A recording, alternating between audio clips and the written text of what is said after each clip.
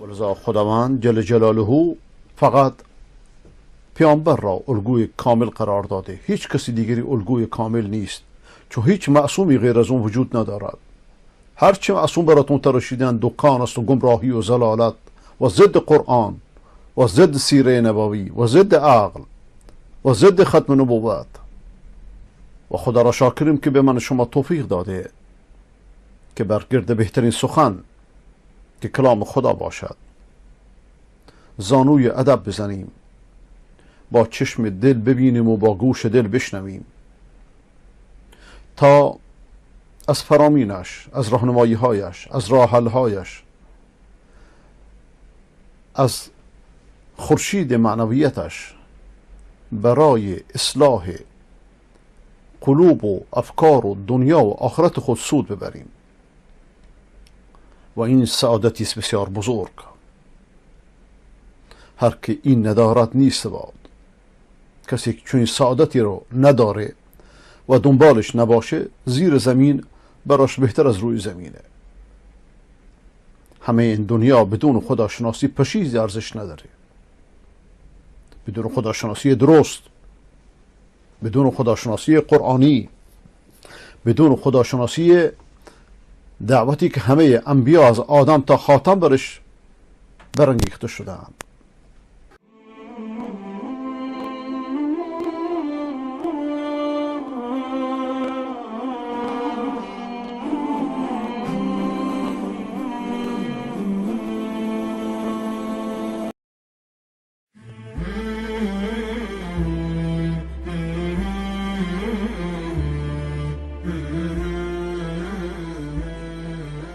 قبر ابولؤلؤ مجوسی میشه بارگاه خمینی و خامنه‌ای و نمیدونم تلویزیون السلام و یاران پیغمبر میشن، یاران و دوستان پیغمبر و دوستان علی میشن. جبت طاغوت.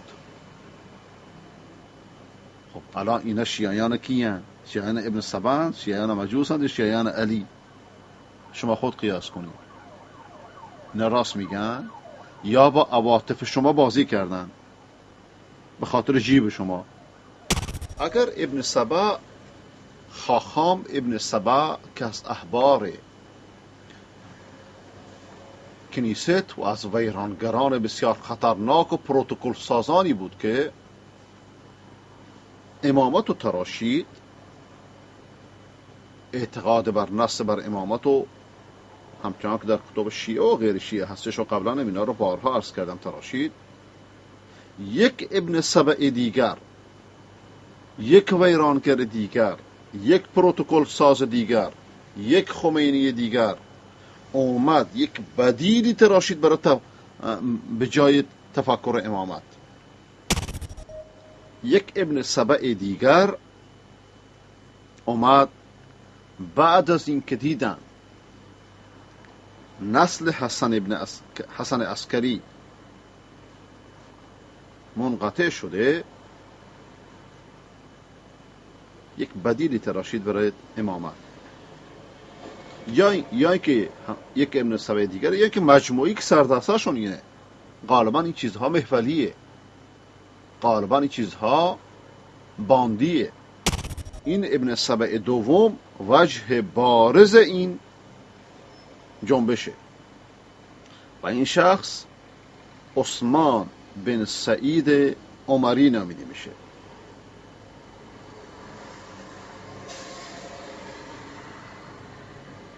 شیخ محب الدین خطیب معتقده که مؤسس تفکر غیبت محمد بن نصیر از موالی بنی نمیره، نصیریه رو اون ساخت. و در کتب اثنا عشریه آمده که این شخص یعنی محمد بن نصیر ادعای بابیت برای امام غایب کرده.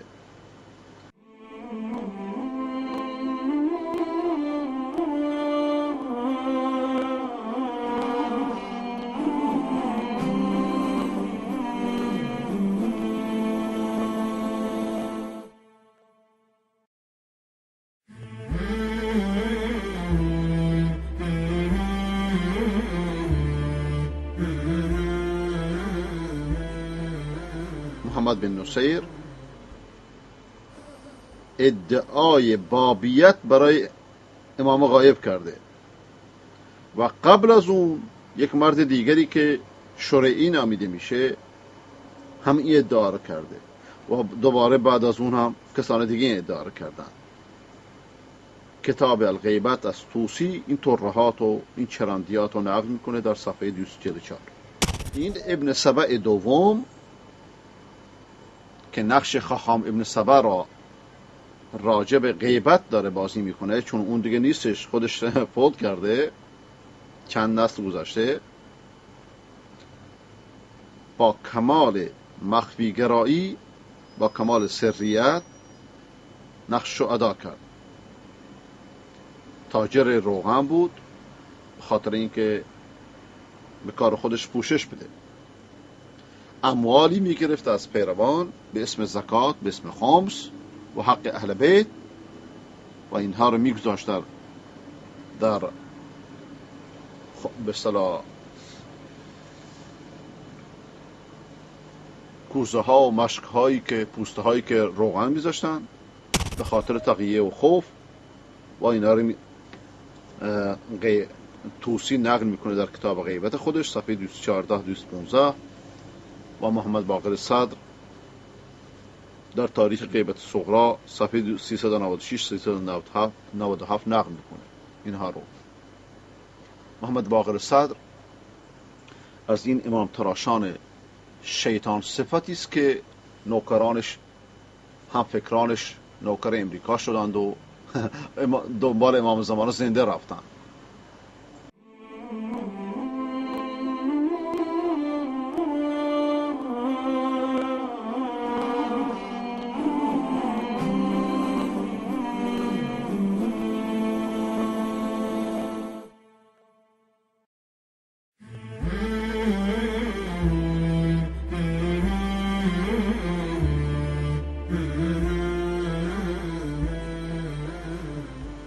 ابن سبع دوم که ظاهرا روغن فروش بود، مثل رفسنجانی که در زمان شاه میومد زاهدان رو برنج فروشی میکرد و برنج قرض میکرد، که این کار بدی نیست، اما این آقا روغن فروشی میکرد، یعنی اینو یه پوششی قرار میداد برای جمع کردن خمس و زکات. این آقا ادعا کرد که حسن عسکری فرزندی داشته، این فرزندش مخفی شده، وقتی هم که مخفی شده 4 ساله بوده و دوباره این ادعا را مطرح کرد که او خودش، یعنی عثمان بن سعید عمری، خودش سفیر بین این امام زمان 4 ساله بچه 4 ساله پوشاک میخواد، امام زمان 4 ساله، اینا مسخره کردن مردم نیست. خب بین این امام زمانه و بین بقیه شیعیان اموالشون رو میگیره، بهشون میرسونه، اسئلهشون رو میگیره، سوالاشون رو میگیره، پرسشاشون رو میگیره، مشکلاشون رو به این بچه 4 ساله میرسونه. این یک. جالب اینجاست که مدعیان تشیع، باندهای مدعی تشیع میگن که اجماع امت رو رد میکنن، کتاب، سنت، اجماع، همه اینا رو رد میکنن به خاطر روایتی که از این بچه تراشیدن یا از امثال این بچه به نامش، بچه که وجود نداشته، همه اینا رو رد میکنن چون معصوم در میانشون نیست. مردم به گمراهی که کشونده میشه. در مهمترین عقیده دینیشون راجع به مهدویت حرف به کسی رو قبول میکنند که معصوم نیست. این که باب معصوم نیست، که عثمان بن سعید عمری، این که باب به زعم شما کجاش معصومه؟ مگه این که بگیم آقا چون به معصوم وصل شده بس معصوم شده. بلکه این تفکر رو هم مدعیان مسیحیت و هم مدعیان تشیع در میان پیروانشون ایجاد میکنن که علماشون و بابهاشون رو شبه معصوم میدونن. با این بازیگری هاست که BBC تونست خمینی رو پرت کنه به کره ماه که مردم تو کره ماه ببیننش.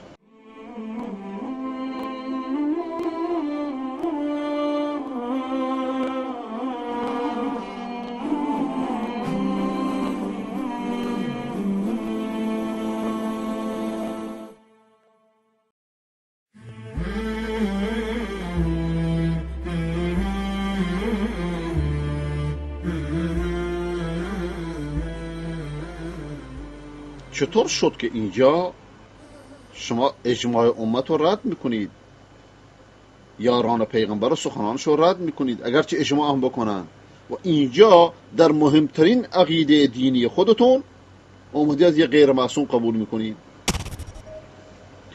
و بعدم مثل این ادعا رو دیگران هم مطرح کردن و هر کدومشون هم گمان میکنه که اون باب غایبه. دکان مفتی باز شده ها، دکان مفت برای پول در آوردن. هر کسی یه تبلی میذاره آقا من بابم. بیچاره بابی ها که ظاهر شدن گردنشون رو زدن و به شدت هم با هم دیگه اختلاف کردن و هر کدوم هم یک امضایی پیدا میکردن که آقا اینو امضا کسی هم ندیده، صاحبش رو، بچه 4 ساله رو کسی ندیده، این امضای اونه و دیگران رو تکذیب میکرد و لعن میکرد. آیا در منطق عقل سلیم اینا باندبازی نیست؟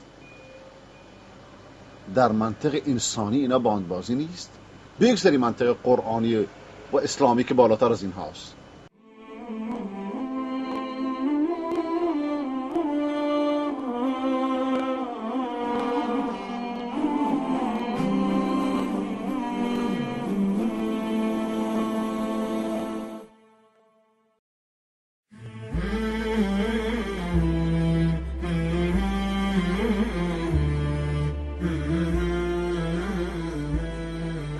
توسی ویرانگر، نوکر تاتار سیستانی اون زمان،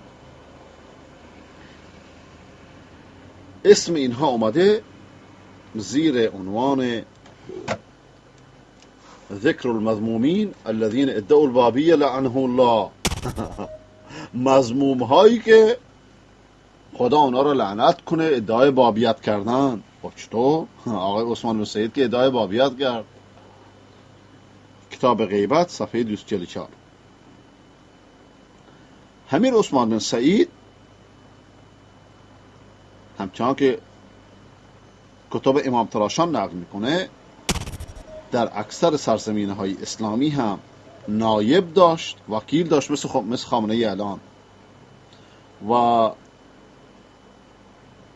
برای این معدومی که اصلا وجود نداشت بین پیروانشون ادعای امامت میکردن و هنوز ولایت فقیه تراشیده نشده بود، هنوز مرجعیت تراشیده نشده بود، هنوز این بازی ها شکل نگرفته بود. ادعای بابیت برای عثمان ابن سعید میکردند و امامت این بچه 4 ساله. بچه 4 ساله قیم میخواد، بچه 4 ساله امامه؟ نه چیه آقه؟ و این وکلا رو ابن بابویه قمی هم ذکر میکنه، همچنان که محمد باقر صدر اینا رو میاره در تاریخ غیبت صغرا صفحه 60. و وکیلان دیگری هستند، نائبان دیگری هستند که اونها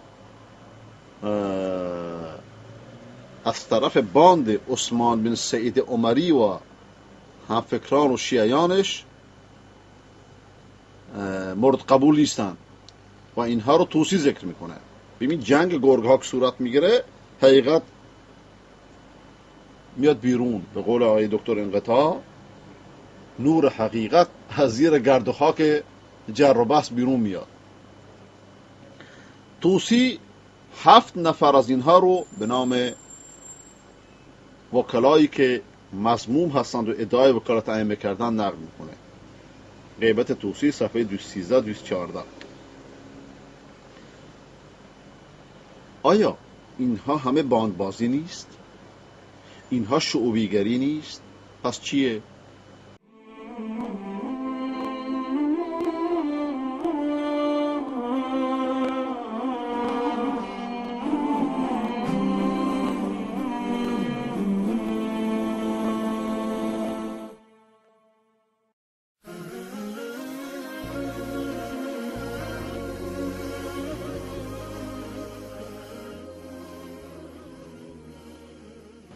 اگر فراماسوری امام تراشی خطرناکتر از فراماسوری این زمانی است، پس چیه؟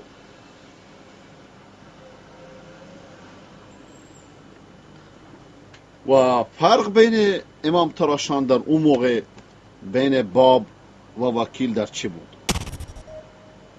باب در واضح این بود که خود باب با امام غایب در تماسه، خب لیکن وکیل فقط با باب در تماسه، امامو نمیبینه.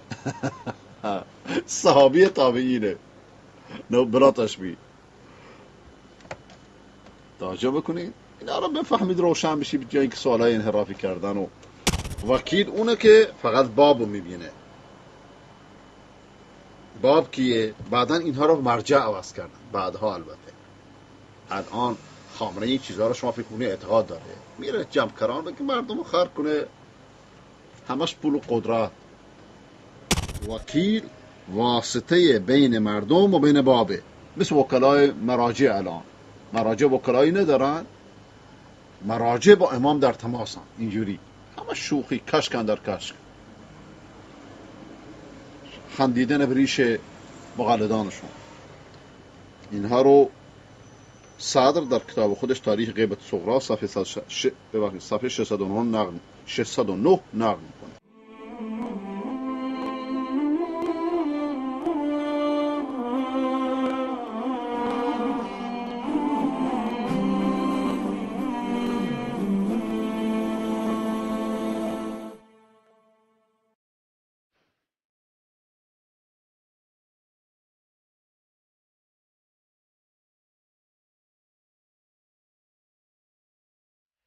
وقتی که عثمان بن سعید که اولین بابیت رو تراشید، اولین باب شد که در نزد اثناعشری معتمده، فوت کرد، بعد از خودش فرزندش محمد رو انتخاب کرد. لیکن بازم طایفه دیگر مخالفتش کردن. و اینکه باب پدرش باشه قبولش نکردن. دوباره شروع شد سب و شتم، نزاع، اختلاف بینشون. یکی از مدعیان، یکی از مخالفانشون که احمد بن هلال کرخیه، وقتی بهش گفته میشه که آیا امر ابو جعفر محمد بن عثمان رو قبول نمی کنید و بهش باز نمی گردید، اون نصر گذاشته برای اینکه امام مفترض و طایی هستش، یعنی امام منتظر، برای که اونها معتقدند که قول باب اول قول امامه، برای که بابشه، سفیرشه، تنها سفیرشه. و تعیین عثمان ابن سعید، اینکه فرزندش رو تعیین کرد، اینو هم یه نصر مقدس شمردن از طرف امام و مخالفش رو لعنت کردن. همش بازی. ظلمی که اینها به شیعیان کردن هیچ کسی نکرده و به اسلام که از باب اولا.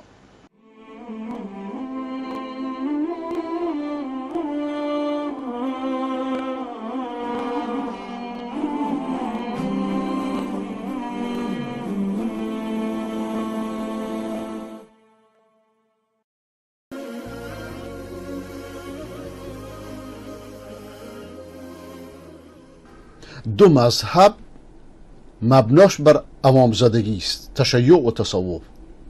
اما اسلام حتی توحیدش با علمه، فعلم انه لا اله الا هو، یعنی علم و مقدم بر توحید هم دونسته، دانش، فهم.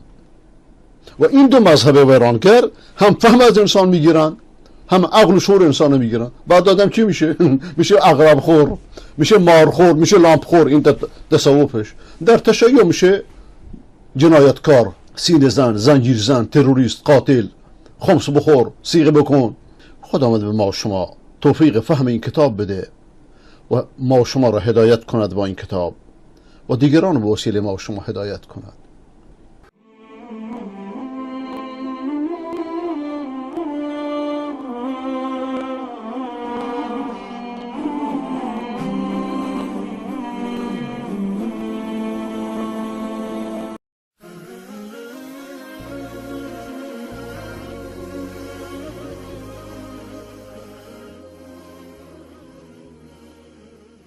اینا برنامهشون، نقشهشون قبل از قیام و بعد از قیام، قبل از اینکه از مکه خارج بشن یا در اثنای راه مشخصه، یا حتی وقتی که به سهم رسیدن.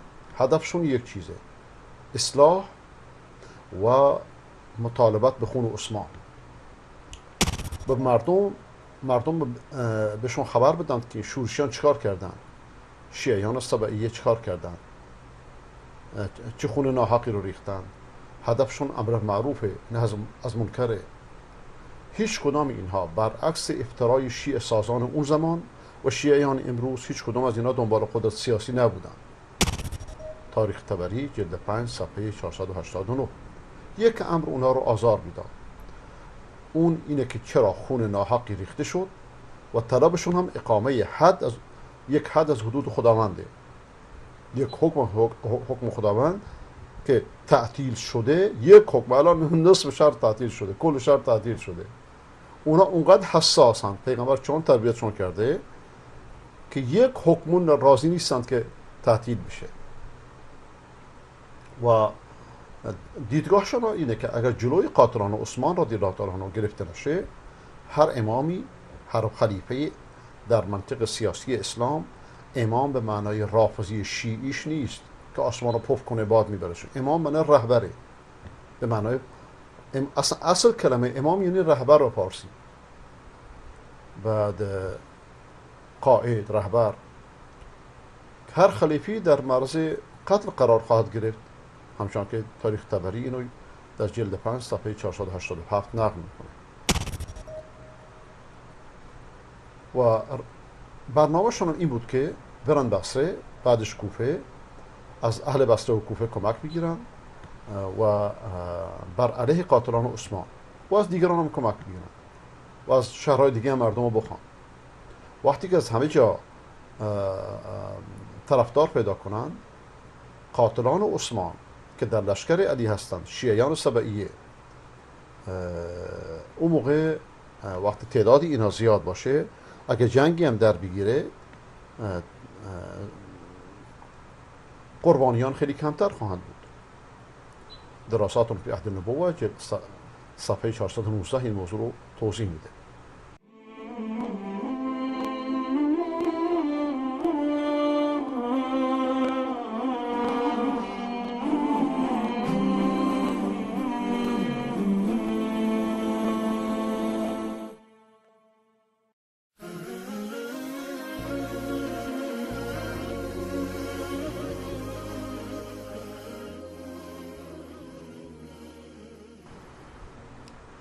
لیکن خارج شدن به طرف بصره و خشمی که سبب خروج صحابه شد،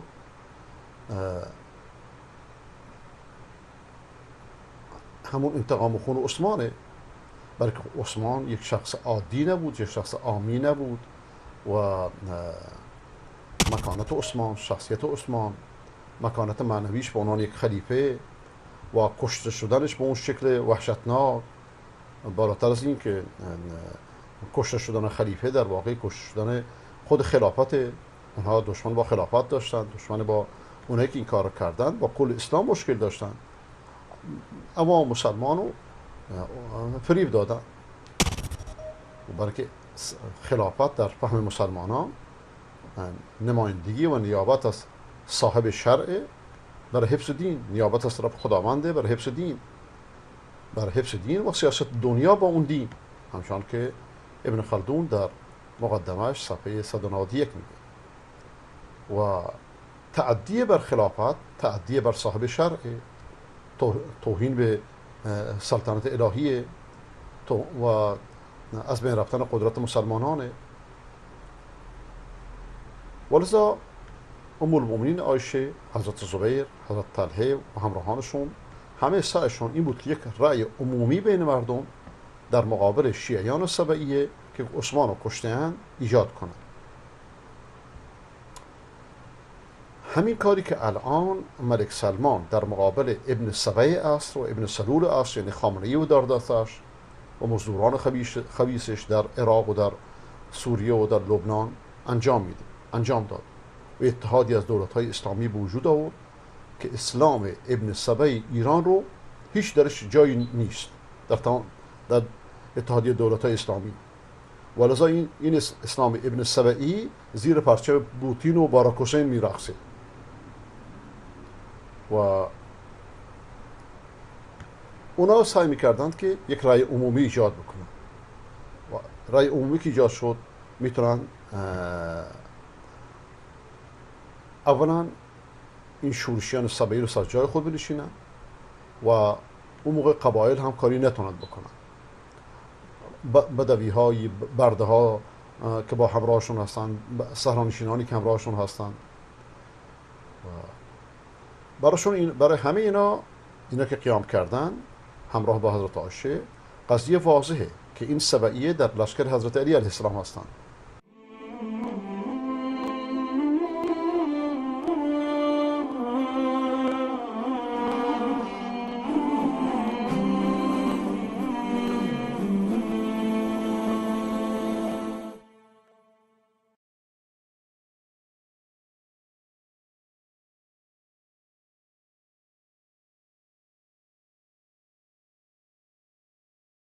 ولذا خود حضرت علی با وجود قلبش با اونهاست، با ام المؤمنین عایشه و دیگر صحابه، لیکن نمیتونه با اونها رو در رو بشه. اولا برای که به خاطر ترس از اهل مدینه که مدینه رو ویران بکنن، برای اهل مدینه باید که رأی عمومی پیدا بکنند که بتونن اقامه حدود بشه تا این موضوع با کمترین خسارت به اتمام برسه و کمترین خون هم ریخته بشه در این مورد. و بدون شک حضرت علی علیه السلام هم چنین هدفی داشت و برای همین کوشش هم میکرد و روایت هایی را که سابقا ذکر کردیم در محاوره بین حضرت زبیر و حضرت طلحه و حضرت علی، اینا دلالت بر همین میداشت. این شیوه، این رفتار و این نیت در در شناساندن اینها به مردم و اینکه امور بر مردم توضیح داده بشه، دلیل اینه که اینا فهمیده بودند که سبعیه تونستند به افکار عمومی رو فریب بدن. افکار عمومی رو که فریب دادن میتونند به هر نحوی که بخواند اونها رو بکشونن. همین کاری که ایران انجام میده بر فریب کاری. ولذا اینا سعی میکردند که اولا در میدان افکار با اونها رو در رو بشن و این موضوع هم در روایت‌های صحیح به وضوح اومده که حضرت صدیقه عایشه میفرماید که هدفش از خروج چیه. امام طبری روایت میکنه که عثمان بن حنیف از طرف امیرالمؤمنین علی بن ابی طالب رضی الله تعالی عنه والی بصره بود، قاصد به سوی ام المؤمنین عایشه فرستاد رضی الله عنها. وقتی که به طرف بصره اومده ازش میپرسه که سبب اومدنت ای ام المؤمنین به طرف بصره چیه؟ گفت که والله ما مثلی یسیر بالامر المکتوم ولا یغطیه لبنیه الخبر. به خدا قسم که شخصی مثل من مخفیانه راه نمیره و از فرزندانش خبر را مخفی نمیکنه. ان الغوغا من اهل الامصار و نزاع القبائل غزوا حرم رسول الله. شورشیان شهرها و قدرت طلبان قبیله ها حرم رسول خدا صلی الله علیه و سلم را هتک حرمت کردند. حرم رسول خدا صلی الله علیه و سلم. الان همسر پیغمبر از کسانی میخواد انتقام بگیره، این نقطه رو خود توجه فرمایید که هتک حرمت حرام کردن. مکه حرمه مثل مدینه. الان یه چرتک زمان درست کردن به همین نام که اصلا اولین کارش با خراب کردن حرمه مکه و مدینه، لیکن در لباس تشیع. مشکل اینجایه تا بدونید که گمراهی و ضلالت مدعیان تشیع تا چه حده و افکار فکری و آرا و اندیش های سیاسیشون چقدر خطرناکه.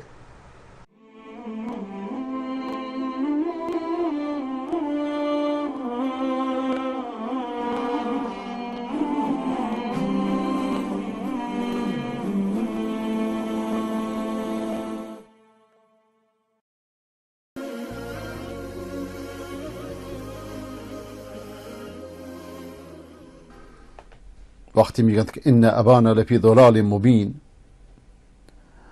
که پدر ما بر گمراهی آشکاره. اینجا گمراهی به معنای وسیعشه.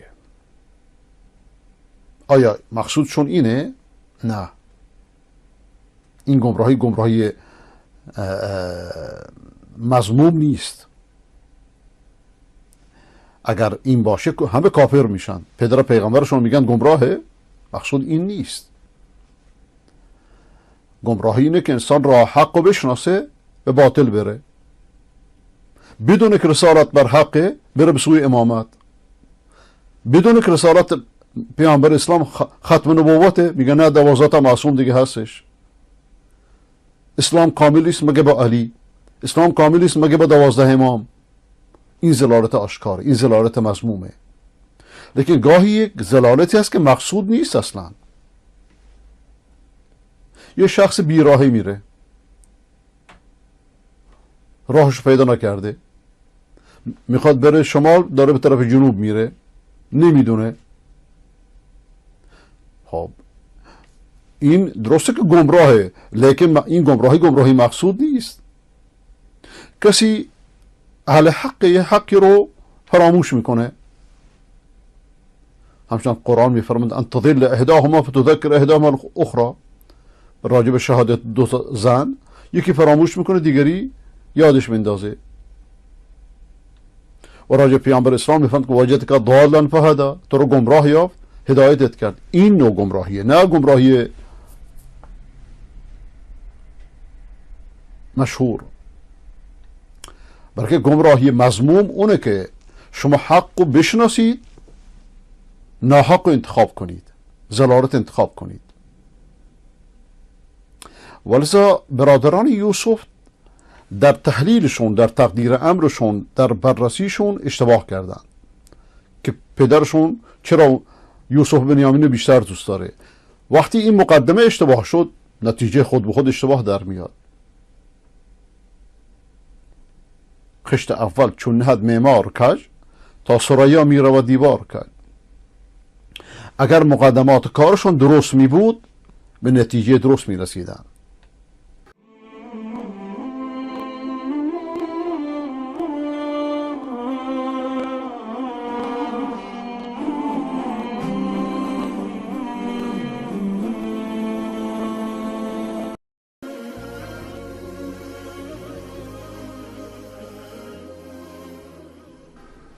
تنها خدای مهربانه که از حال بندگان مطلع، اوست که نگهبان همه، اوست که همه را قرار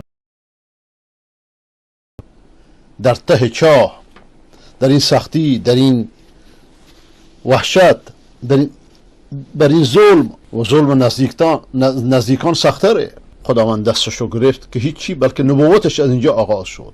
شما که میگید امام از نبوت بالاتره، و چرا نبوت یا امامت این بچه قرتی که به نام امام زمان تراشیدید در ته 4000 ساله نموندینش، چرا نبوت شروع نمیشه؟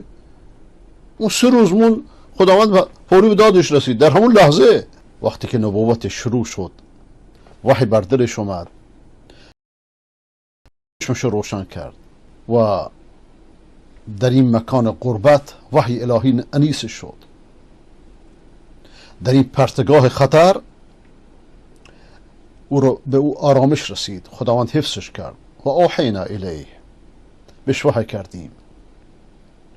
یوسفا غم مخور که پایان شب سیاه سفید است و در ناامیدی بسی امید است.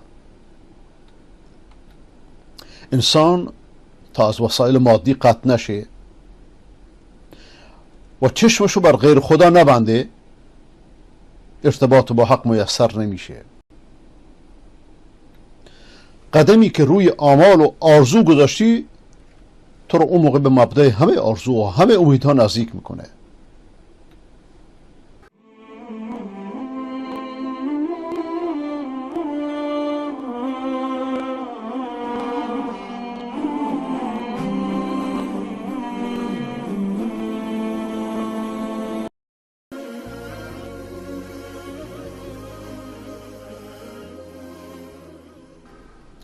بیننده ارجمند، پایان شب سیاه سفید است.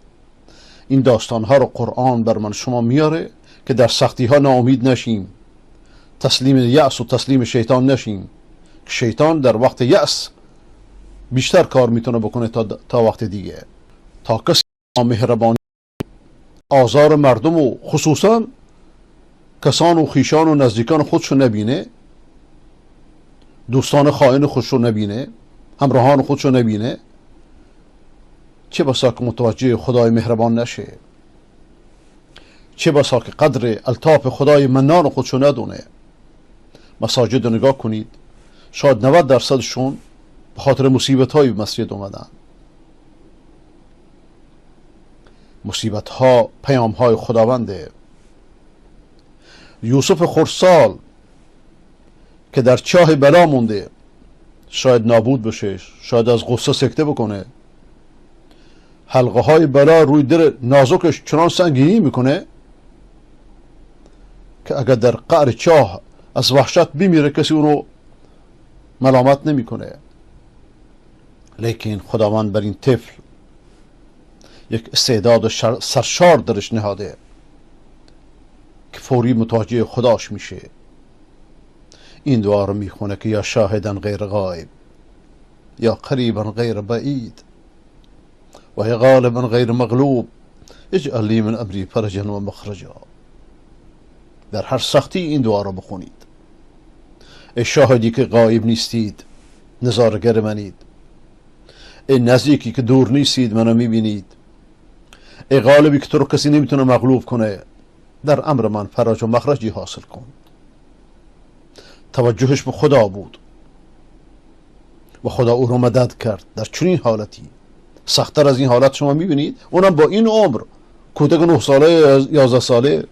نه امامی رو خوند، نه امامزاده رو خوند، نه این کوفت زهربارها و بتخانهایی که براتون درست کردن، پیر و شیخ و پاتال و قلندر و بقیه بتخانهایی که در به اسم تصوف و تشیع درست کردن، همش دروغ. قرآن یک کتاب دروغ سوزه.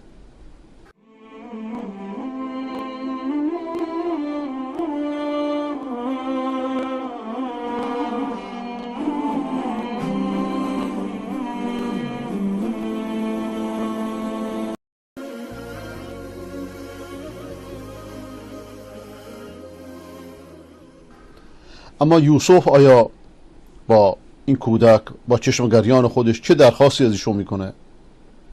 آیا میگه که به کودکی من ترحم کنید، به پدر پیر من ترحم کنید، اون از غصه جدایی من نسوزونید، بدن من برهنه نکنید؟ هر چی بود که بود، بالاخره اون در ته چاه انداختن، چاهی که هیچ امید بیرون اومدن نداشت، اونجا گذاشتنش.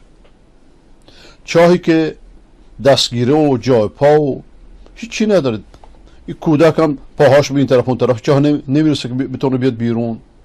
اطرافش هم سنگچین نیست.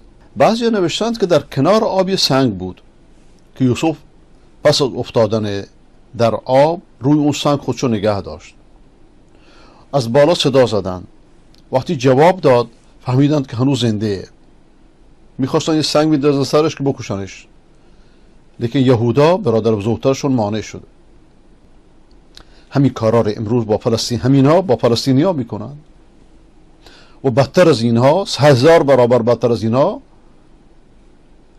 صهیونیسم ایران با ایرانیان انجام میده و شیعه هر جا که قدم گذاشته روی شارون و نیرون سفید کرده.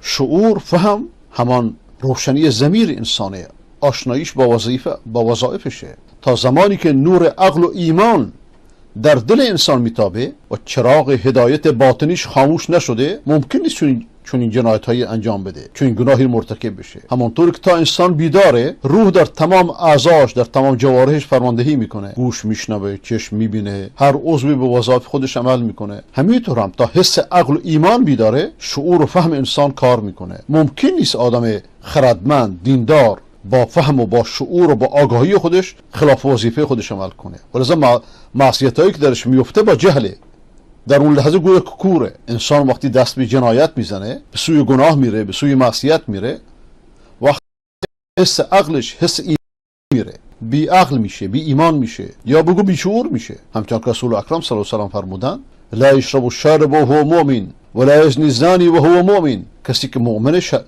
در حالت ایمان شراب نمیخوره، در حالت ایمان زنا نمیکنه.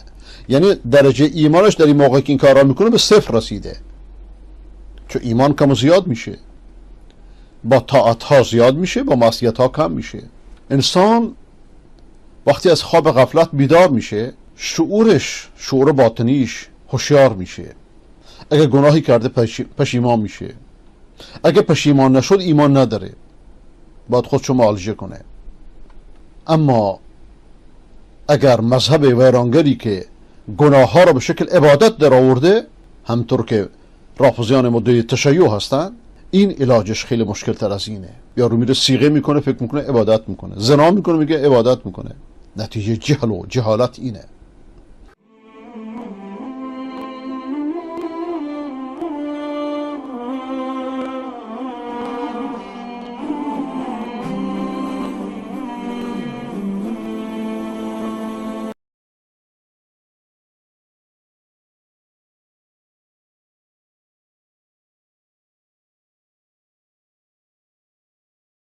حضرت عایشه میفرماد که غزا حرم رسول الله و احدثوا فیه الاحداث، هم هد که حرمت حرام کردن، اونجا رو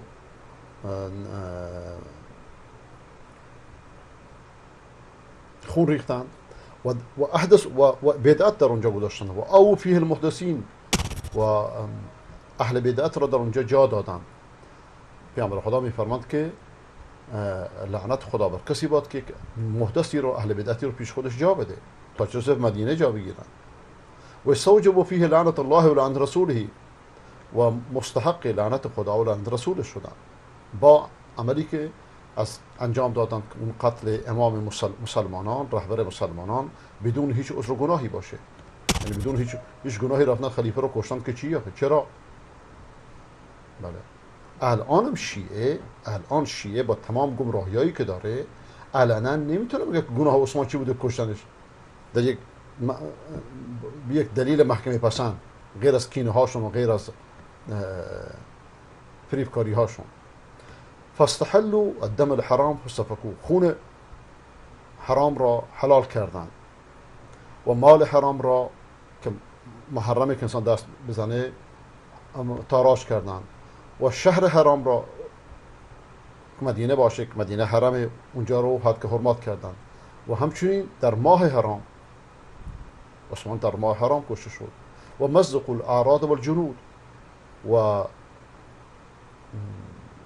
تعدی به ارزها کردن و افرادی کشتن. و اقاموا فی دار قوم کارهین لمقامهم، در خانه کسانی نشستند که مردم دوست ندارن اینا بشینن، ضارین مضرین غیر نافین ولا متقین، ضرر دارن، مضرن، هیچ سودی ندارن و اهل تقوا نیستن و مردم نمیتونن از خود دفاع کنن. فخرجت فی المسلمین اعلمهم ما اتى هؤلاء القوم، من خارج شدم در میان مسلمانان قیام کردم تا بهشون خبر بدم که این قوم، این قوقا، این شورشیان چه عملی انجام دادن و اینکه پشت سر من چه خبره. و ما ينبغي لهم ان ياتوا في اصلاح. و بعد این آیه رو خوند لا خیر فی کثیر من نجواهم الا من امر بصدقه او معروف او اصلاح بین الناس. و در بسیاری از نجواهشون هیچ خیری نیست مگر برای کسی که دستور به صدقه بده یا امر معروف بکنه یا اصلاح بین مردم. یعنی اینکه من بر اصلاح قیام کردم، نه بر قدرت خواهی. فنحض فی الاصلاح ممن امر الله عز وجل امر رسول صلی الله علیه و سلم، آنچه را خدا و رسول دستور دادن مردم رو تشویق به اصلاح میکنیم، بزرگ و کوچک را، مرد و زن را. فهذا شأننا، این روش ماست. به معروفی که امر میکنیم و مردم رو تشویق میکنیم و منکری که مردم ازش باز میداریم و شما رو هم دعوت میکنیم که همین کار رو بکنیم. یعنی امر معروف نهی از منکر بکنیم. این سخنان بسیار جالبیه. تاریخ طبری جلد 5 صفحه 489.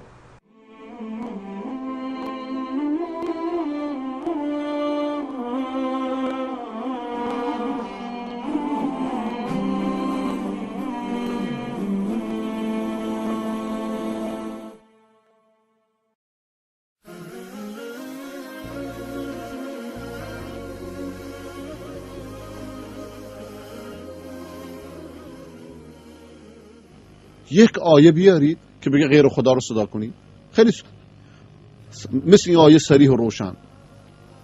ولذا میگه فلیستجیبوا لی، مرا اجابت کنند، یعنی کتاب مرا بخونند، یعنی سخنان مرا گوش کنند. یعنی قرآن کافیه، نه کافیه کلینی کلیمی، نه کتاب خمینی، نه تحریر وسیله خمینی که الان بر کشور داره حکومت میکنه به نام اسلام و بزرگترین ضربه رو به اسلام زده. ولی یؤمنو بی، باز به خودش الوهیتشو به کسی دیگه نمیده، استجابت من بکنند و به من ایمان بیاورند. لیکن شیادهای تلویزیون سلام، شیادهای ولایت از قم تا نجف، نوکران جدید و قدیم استعمار، بت پرستان جدید و قدیم، پیروان ابو جهل و ابو لهب، میگن نخیر آقا، علی از خداه، علی من الله، آل بیت من الله، قرآن بدون آل بیت قرآن نیست. ای مسلمانان بیدار شوید، ای شیعیان بیدار شوید تا بدونید که این درندگان و چرندگان چه بازی با دین کرده اند. شما را در چمن جلابی غرق کرده اند، بسیاری از شما رو.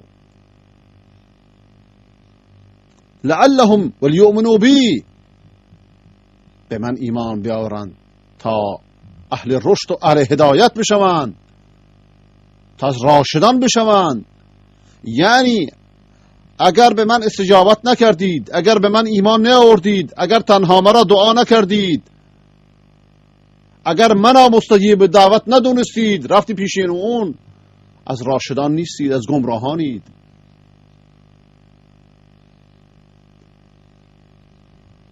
ولذا خداوند در چنین آیه‌ای بندگانش را عباد نامیده. اما وقتی از همه بشر حرف میزنه، اونها را عبید مینامه. ذلك بما قدمت ایدیکم و ان الله لیس بظلام للعبید، در قیامت در سوره آل عمران آیه 182 میفرماد اون چیزهای، اینها الان که گرفتار شدید به خاطر چیزهایی است که دستهای شما تقدیم کرده، به خاطر اعمالتون، و خداوند بر بندگان خودش ظلم نمیکنه.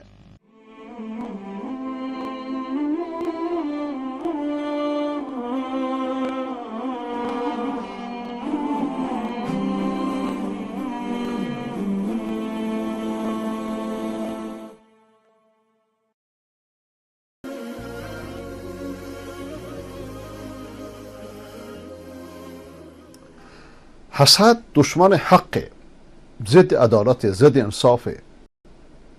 انسان حسود حاضر نیست به لیاقت دیگران، به حقوق دیگران، به دیده انصاف بنگره، بخصوص به حق محسود.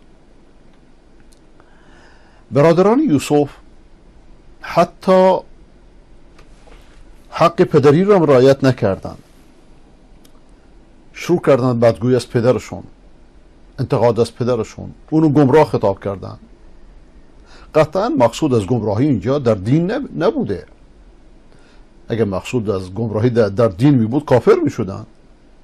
یه پیغمبر رو گمراه حساب می کنن، همچنان که علی پرستان پیغمبر رو متهم می کنن که تو خودتون حرف ولایت علنی خیلی صریح و روشن نگفتید، تقصیر از خودته. کلیپاشو گذاشتم بارها.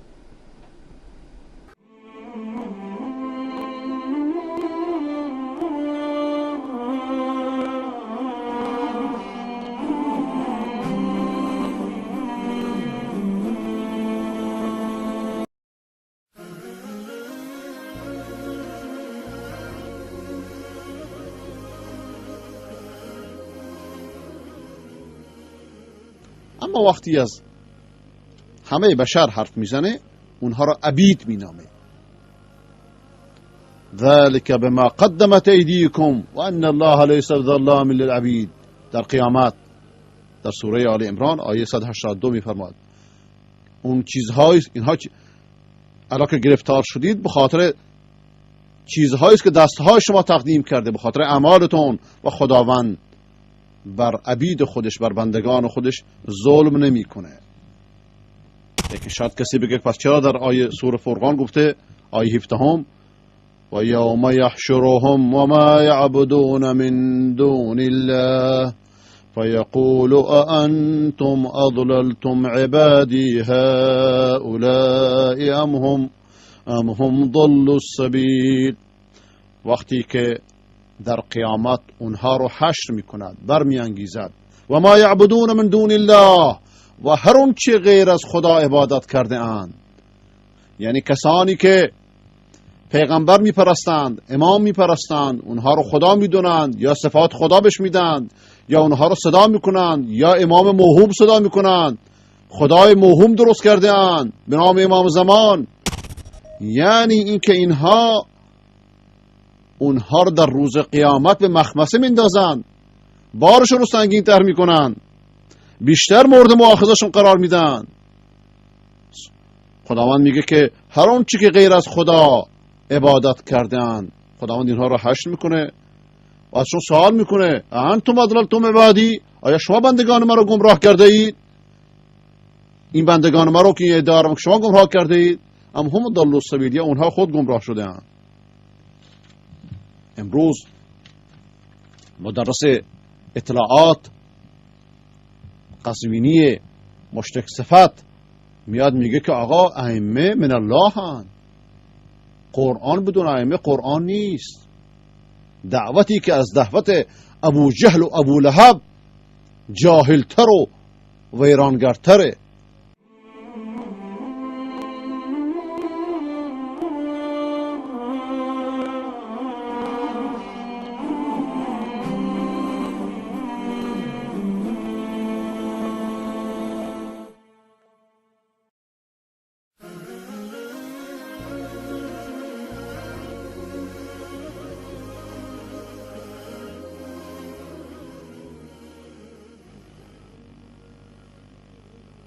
ولی اینجا عبید مینامه در روز قیامت عبادی، برای که اونجا همه عبادن، اونجا دیگه که ببخشید اونجا همه عبیدن.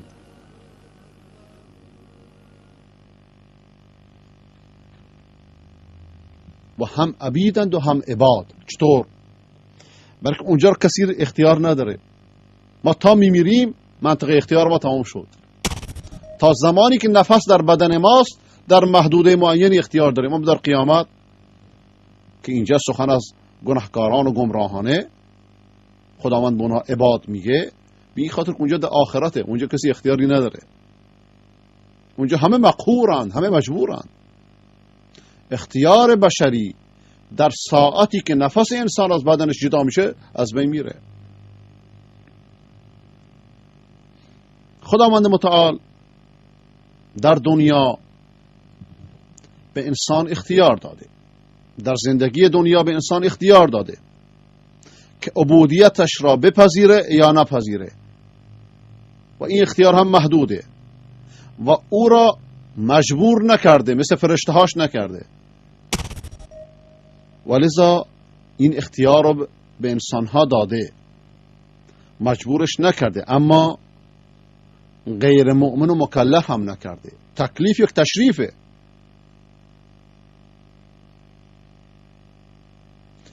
شاه مملکت بلا تشبیه چه نسبت خاک را با آرم پاک، نخست وزیر رو مکلف به چیزی میکنه، این براش اون تشریفه. آیا دربار رو چیز میکنه؟ یه دربار، یک پاسبان، اون شاه مملکت مخاطب قرارش میده؟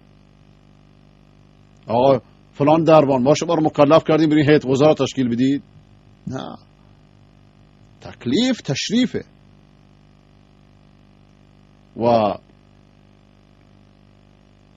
چون مؤمن خودش با پذیرفتن تکلیف، با ایمان آوردن با قبول کردن فرامین الهی، با ایمان دادن به یک خداوند خالق هستی، وارد یک قرارداد ایمانی با خداوند میشه، با خداوند متعال. ولذا خداوند اونو مشرف کرده، چون این انسان مؤمن از شهوتهاش و شبههاش دست برداشته و مطیع خدا شده، به خداوند ایمان آورده، به کتابش، به پیغمبرانش، اینجا وارد قرارداد میشه. اختیار خودش رو دست برداشته، داده به خداوند، اونم از سر اختیار خودش، ملحد نه، کافر نه.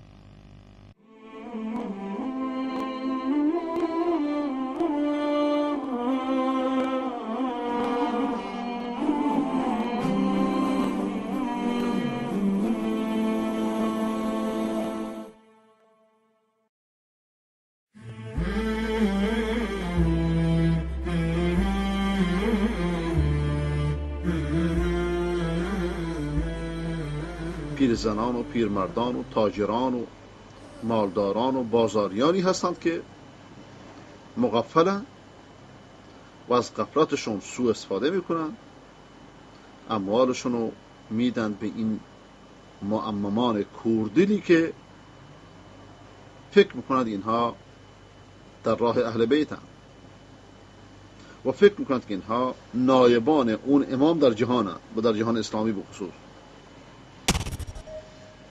و کسانی که این غنیمت ها رو به دست آوردن، این مال های مفتو که شهوت های خطرناکی رو میتراشه، که بعدها متع رو تراشیدند و رایج کردند و الان ایران هم متع خونه شده، شرکستان و متع خونه به دست همین شیادان، از دوستی مردم از اهل بیت سوء استفاده میکنن. راجع به ظلم اهل بیت که بر اهل بیت ظلم شده، مهنت هایی که بر بعضی از اهل بیت رفته، مطالبت به حقوق اهل بیت، همه اینها به خاطر دست آوردن مال برای خودشونه. ایناش دولت دستشونه، الان دولت دستشونه دیگه. بر اهل بیت ظلمی نیست که دولت دست خود مدعیان اهل بیته. ببین چیکار میکنن، ظلمشون با زمان شاه قابل مقایسه، ظلمشون با دولت هایی که در منطقه هست قابل مقایسه. دزدی هاشون، بزرگترین دزدی های تاریخ ایران در عهد این رژیم رخ داد و رخ میده هنوز. تمام این کارها برای اینکه آلت دست شیطان، آلت دست شیادان مذهبی از ادیان دیگه بشن تا مسلمانان را متفرق کنند به نام مذهب و به نام اهل بیت.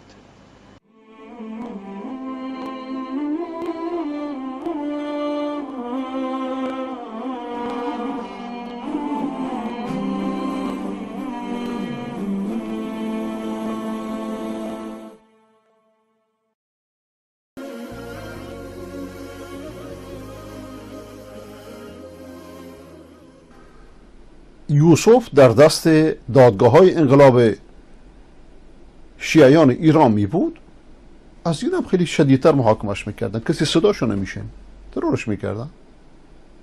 همچنان که صدها نفر رو ترور کردن، هیچ کسی خبر نداره. این طفل معصوم گناهی نداشت، نسبت به اونها سوء قصدی نکرده بود، سراحی بر نداشته، خلافی مرتکب نشده، لیکن حسد اونها رو وادار کرده که چنین ستمکار باشن، با چنین قساوتی برخورد کنن. همین کاری که خامنه‌ای میکنه. و بیشتر جنگ ها و خونریزی ها و قساوت های خانمانسوز دنیا ابتداش از همین حسد شروع میشه. آغازش حسده.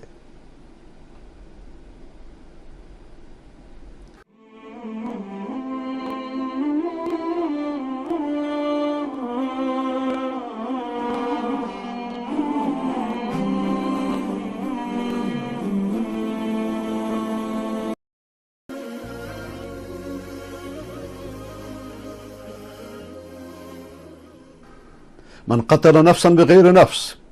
این خونهایی که الان در افغانستان دولتی که خودش اسلامی اعلام میکنه هنوز جا نگرفته برید رهبرانشو بکشید. چرا؟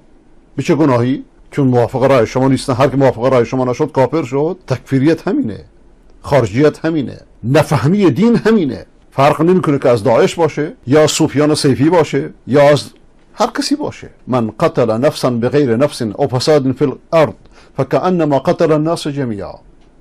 هر کسی یک خونی رو بکشه، یک نفر رو، کسی که گناهی نکرده یا به خاطر فساد در زمین، گویا که همه مردم رو کشته، گویا که بشریت رو کشته. کسی یک نفسی رو زنده بکنه، اسلام اینه، اسلام قرآنی اینه، اسلام اهل سنت سواد اعظم مسلمانان اینه. اسلام خوارج و روافض خلق آشامی است. در همه تاریخ هم اینجوری بوده. سفیان عثمانی 400 نفر امیر و عالم موحد اهل سنت را در وقتی که دریه را گرفتند کشتند به خاطر همین تنگ نظری های سفیان سیفی که داشتند. اونا هم تنگ نظری داشتند، همچین برداشتی داشتند. کاپیتان نماینده انگلیس از هند اومد اونجا جشن گرفت باشون، در جشنشون شریک شد با محمد علی پاشا. و من از دولت طالبان خواهش میکنم که این تفاوت ها را درک بفرمایید. غیر مقلدان و اهل حدیث را با خونخواران خوارج یکی نگیرید. این که در غیر مقلدی شریکن این دلیل نشد. و از آقای مولانا صبغت الله خواهش میکنم که تجدید نظر کنند، در ریختن خون دیگران با تحریر شریک نشند. من قتل نفسا بغیر نفس او فساد فی الارض فکأنما قتل الناس جمیعا و من احیاها فکأنما احیا الناس جمیعا. همه اینه که خون میریزن این آیه رو میدونند، همه اینه که موحد میکشن این آیه رو میدونند، همه اینهایی که همین صوفیان سیفی که مولانا متوکل کشتن این آیه رو میدونند. لیکن خطا در کجاست؟ در منهج، در روش. یک، و وسوسه شیطان. دو،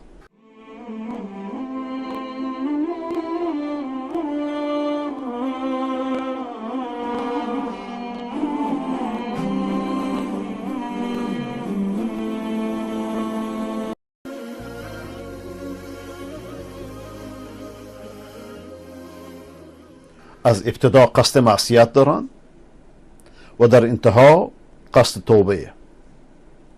و این موضوع خیلی خیلی دقیقه. هر کدوم از من شما مثلا میتونیم بگیم که این گناه ها انجام میدیم بعد توبه میکنیم و خداوند توبه ما رو میپذیره، بعدش نیک میشیم. این محاله. با نقشه برنامه معصیت کنیم محاله توبه کنیم، توبه نصیبت نمیشه. توبه وقتی قبول میشه که شما بدون نقشه برنامه به معصیت بیفتید، یعنی بدون قصد معصیتی کردید. اما وقتی با نقشه و قصد اومدی خون ریختید، کجا توبه نصیبت میشه؟ این نقشه کشی است، یه برنامه ریزی است. بعضی که برادر رو میکشیم، پدر در مقابل یک امر انجام شده قرار میدیم، بعدش توبه میکنیم، خداوند توبه پذیره. بعدش هم قوم صالحی میشیم. این خنده آوره واقعا.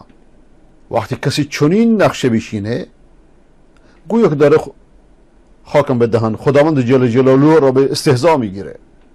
خداوند جل جلاله میفرماید که اذا جاءك الذين يؤمنون بآياتنا فقل سلام عليكم كتب ربكم على نفسه الرحمة انه من عمل منكم سوءا بجهالة ثم تاب من بعده واصلح فانه غفور رحیم.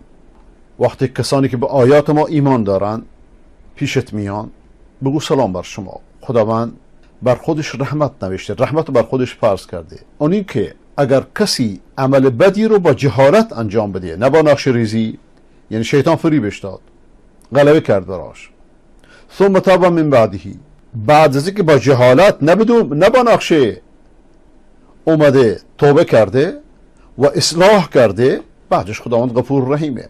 ولسا عمل بد که انسان معصیت انجام داده با نقشه نبوده، بلکه از سر نادانی و غلبه بوده. اما این که من این معصیت رو انجام بدم بعدش توبه میکنم، توبهم قبول میشه و صالحان میشم، این نقشه شیطانی است، استهزاء به خداونده. از یه عالمی سوال کردند که این کار حرامه یا حلاله؟ گفت نه حرامه. گفت خب من انجامش میدم بعد توبه میکنم. گفت هیهات که توبه بکنی، توبه نصیبت نخواهد شد. برادران یوسف توبه کردن؟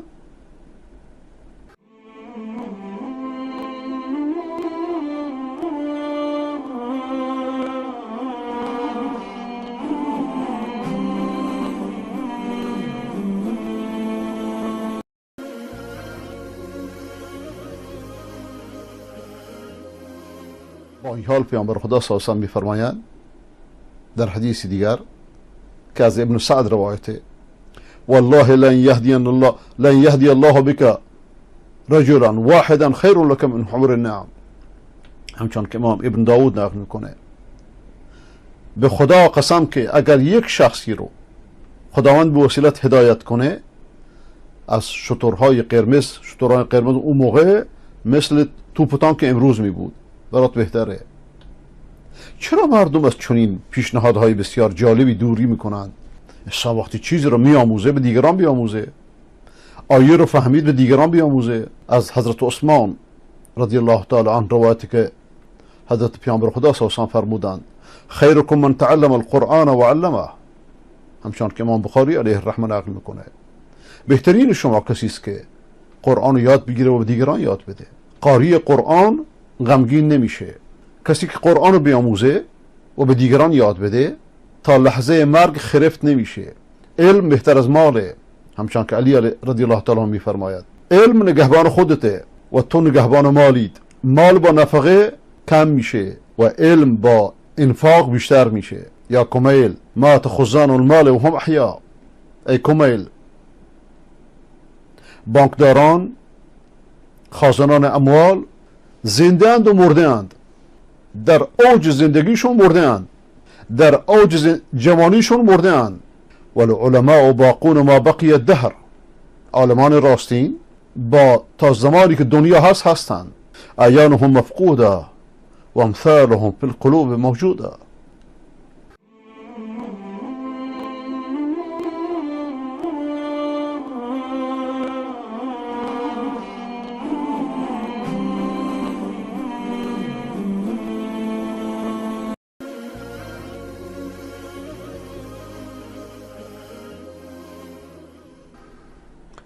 انسان وقتی که دچار خشم میشه چطوری کینه، دشمنی راه برای شیطان باز میکنه.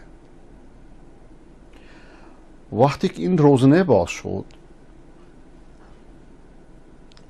میزانی که در دستشه مختل میشه، نمیتونه وقایع اونطوری که هست اونطوری بفهمه. اشیاء کوچک و بزرگ میبینه، بزرگ و کوچک میبینه.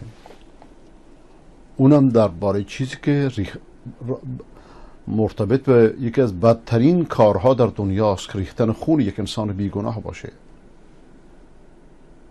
اونم از کودکی که نمیتونه از خودش دفاع کنه، اونم برادرشون، اونم از دست کسانی که خودشون پیغمبرزاده اند اگرچه پیغمبر نیستن. همه این کار براشون آسان جلوه میکنه. چرا؟ به خاطر کینه و حسد. علت ظاهریش هم اینه که دل پدر را پر کرده. پدر فقط برای ما نیست. بزرگترین جریمه روی زمین رو بعد از شرک میخوان انجام بدن فقط به خاطر کینه و حسد. اقتلوا یوسف او اطرحوه ارضا. هر دو نزدیک همه. و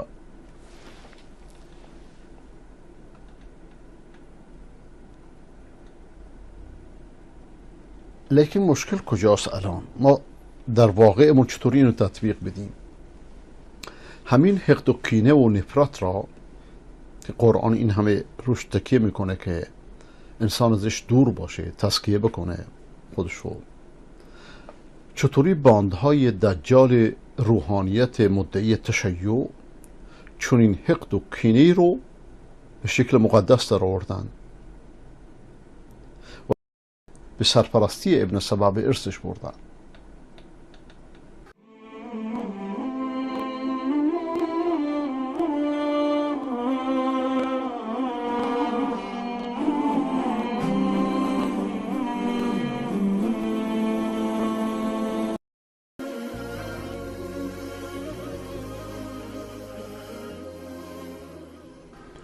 در حدیث شریف هست که پیامبر اکرم علیه السلام میفرماید، حدیثی که امام دارمی روایتش میکنه از حضرت ابو ایوب انصاری رحمه الله، که میفرماید سمعت رسول الله صلی الله علیه وسلم یقول، من از رسول خدا علیه السلام شنیدم که میفرمود من فرق بین الوالده و ولدها فرق الله بینه و بین احبته یوم القیامه. کسی که بین مادر و فرزندش جدایی بیافکنه، جدایی فقط، نه کشتن، یعنی فرزند رو به ناحق زندانی بکنه، فرزند رو به ناحق تبعید بکنه، یا مادر رو به هر شکل از اشکال جدایی، فرق الله بینه و بین احبته یوم القیامه، خداوند بین او و بین محبوبانش در روز قیامت که زندگی ابدی است جدایی می افکند. پناه بر خدا. چطور نسبت به میلیون ها انسانی که رژیم پلید و منافق و شیطانی روحانیت دجال از ایران و عراق و سوریه و یمن آواره کرده، میلیون ها رو کشته، میلیون ها رو خونه‌شون رو خراب کرده، به مجردی که شما بین مادر و فرزند جدایی بیافکنی، خب من باب اولا هم یا بر همین قیاس بین پدر و فرزندش، یا بین برادر و برادرش. کسی که چون این کاری بکنه از امت محمد نیست. میاد کوردلان حاکم بر ایران روزی این سخن پیامبر رو بفهمند؟ نه آقا، صحابه همه مرتد شدن. کی راست میگه؟ یه بچه قرتی که فرستادرش تو چاه به نام امام زمان و با این فریب 100 میلیون 110 میلیون شیعه رو فریبتن، بیچاره کردن.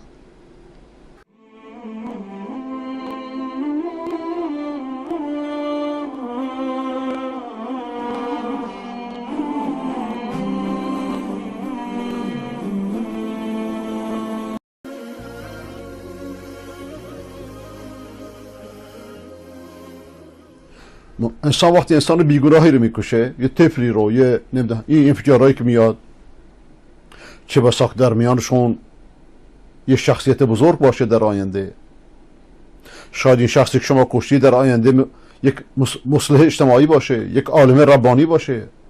وقتی شما اونو میکشید گویا که بشریت رو کشتید.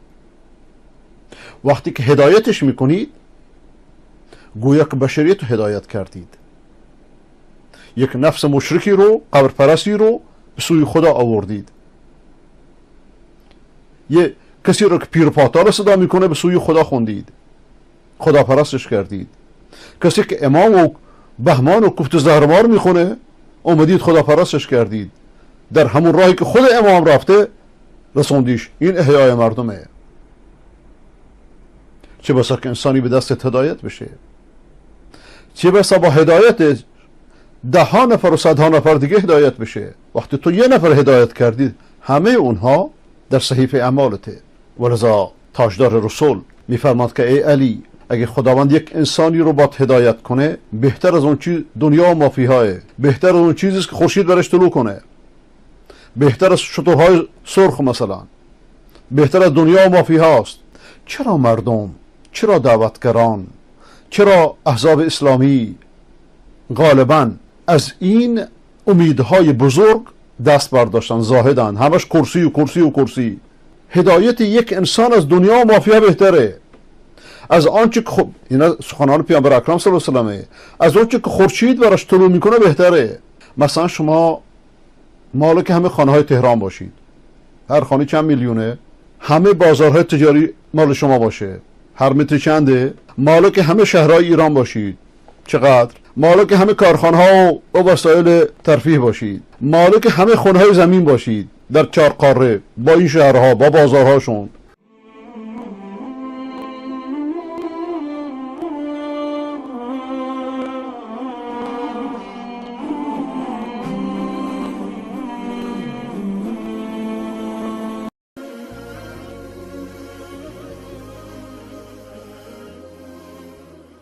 والعلماء باقون ما بقي الدهر.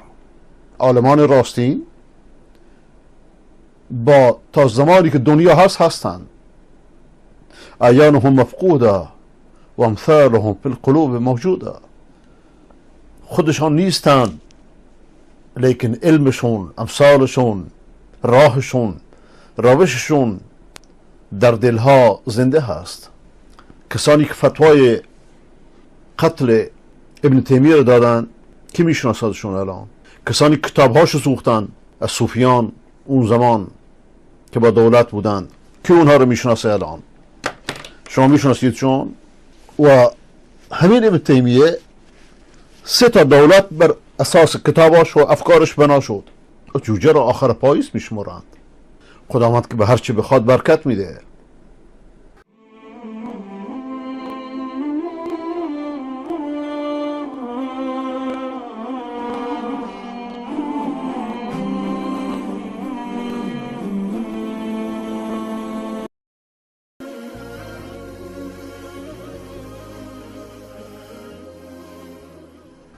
از حضرت عبدالله ابن عمر رضی الله تعالی عنهما روایتی که حضرت پیامبر اکرم صلی الله علیه و سلم فرمودند: لن يزال المؤمن في فسحة من دينه ما لم يصب دما حراما. امروز خونهای پاک و معصومی را که خونخواران داعش و امثال داعش و تکفیری ها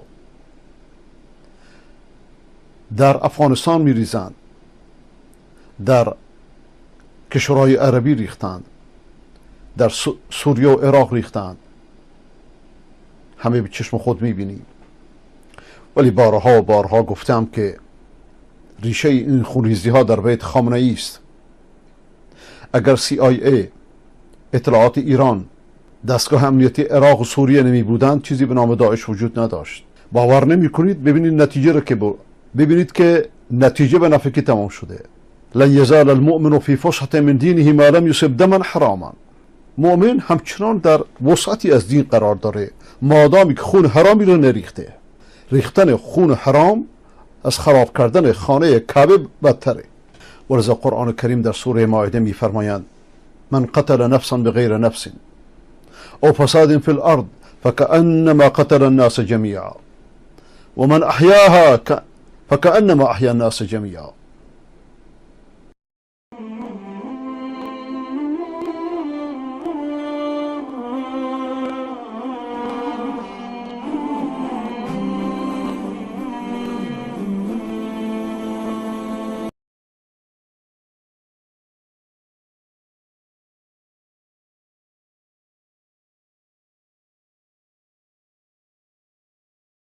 ابن حبان روایت میکنه که ام المؤمنین عایشه رضی الله تعالی عنها به ابو موسی اشعری که والی حضرت علی در کوفه هستش رضی الله تعالی عنهم و بهش نوشت که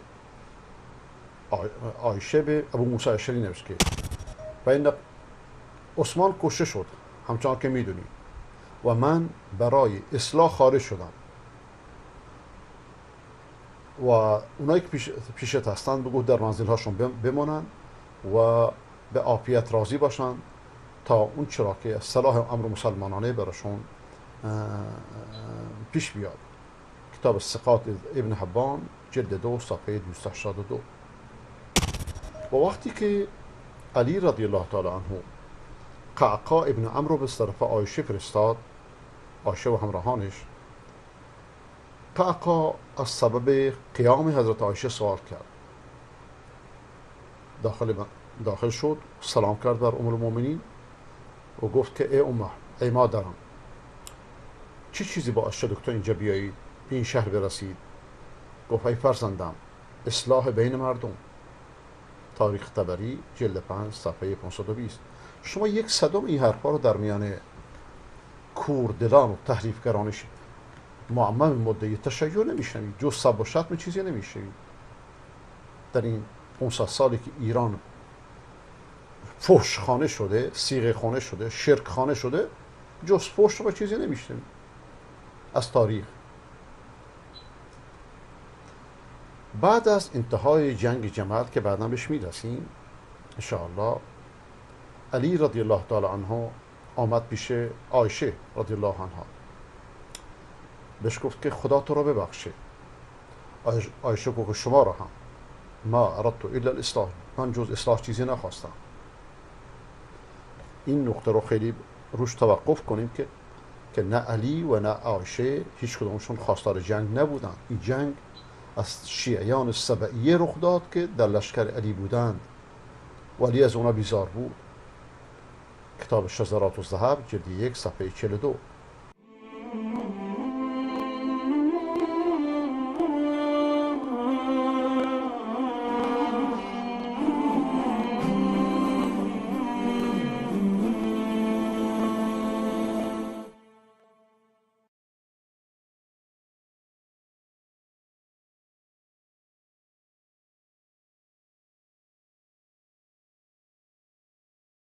همه این نصوص صحیح دلالت بر این میکنه که قیام حضرت عایشه برای اصلاحه، برای حکومت نیست و این رد بر عیبجویانی است از رافضیان، وارثان فکری و سیاسی همون سبعیه که اینا در واقع شیعیان سبعیه هستند، هیچ ربطی به آل بیت ندارن، که میگن نه آقا عایشه از خونش خارج شده و خداوند دستور داده که انسان در خونه بمونه.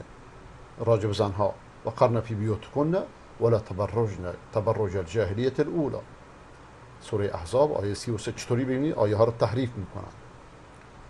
آیه میگه که در خونه هاتون بمونید و مثل جاهلیت اول متبرج نشوید، نه اینکه از خونه اصلا بیرون نیایید.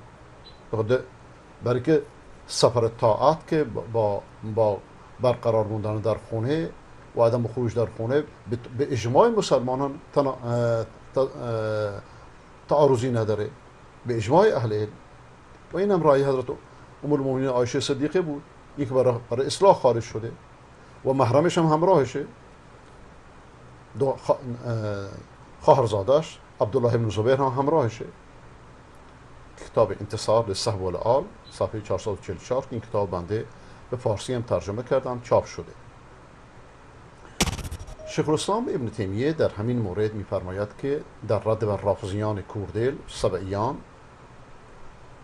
میگه که عایشه رضی الله تعالی عنها به تبرج جاهلی گرفتار نشد. تبرج جاهلی رو که امروز اهل موته گرفتارن و این که دستور به استقرار و قرارداد گرفتن در خونه، این تعارضی با خروج از منزل با مصلحتی که شرع بهش دستور داده باشه نداره. همچنان که بر حج، بر عمره بعد از نزول این آیه با همسر پاکش حضرت محمد صلی الله علیه و سلم و همچنان در سفر باش خارج میشد. این آیه نازل شده، برای نماز خارج میشد، برای حج خارج میشد، برای عمره خارج میشد، برای غزوات که پیغمبر میرفت خارج میشد. و این آیه در حیات پیامبر خدا صلی الله علیه و نازل شده و همسرانش رو با خودش میبرد. پس معنیش این نیست که تو خونها بمونی زندانی میشد اصلا خارج نشی. همچنان که در حجت الوداع پیامبر علیه السلام ام المؤمنین عایشه رو با خودش برد و دیگران هم، و عایشه رو در مکه با برادرش عبدالرحمن فرستاد بر عمره از تنعیم که اونجا مسجد عایشه که عبدالرحمن جلو سوار شد، عایشه پشت سر سوار شد و رفت برای عمره انجام بده.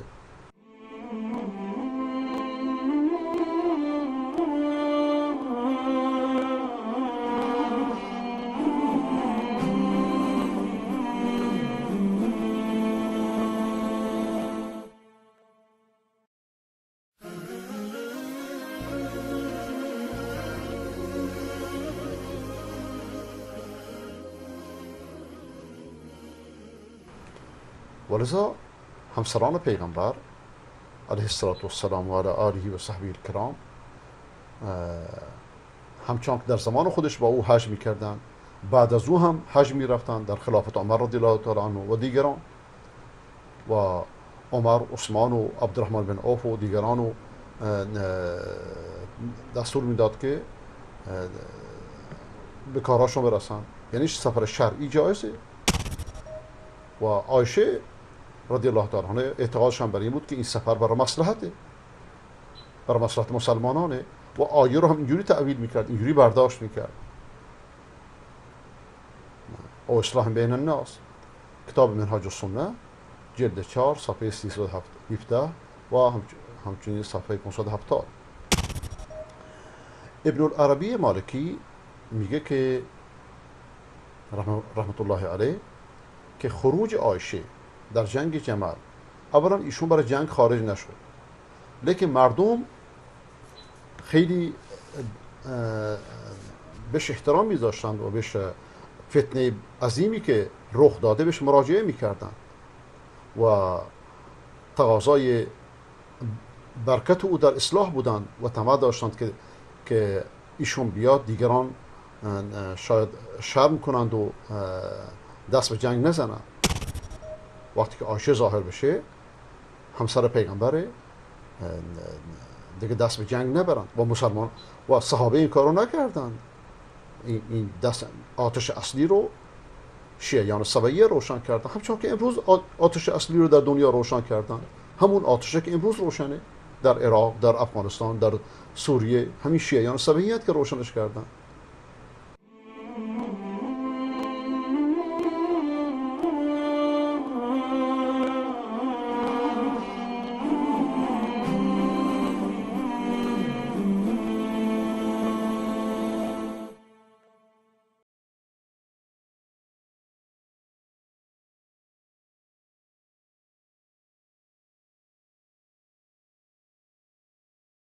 و عایشه رضی الله تعالی عنها در خروجش اقتدای بین قول خداوند میکرد که لا خیر فی کثیر من نجواهم الا من امر بصدقه او معروف او اصلاح بین الناس. مگر کسی امر به صدقه بده، امر معروف بکنه، اصلاح بین مردم بکنه. و امر به اصلاح همه مردم مخاطبن، چه زن، چه مرد، چه آزاد، چه برده. به قول ابن العربی مالکی در کتاب احکام القرآن جلد 3 صفحه 569 و 570.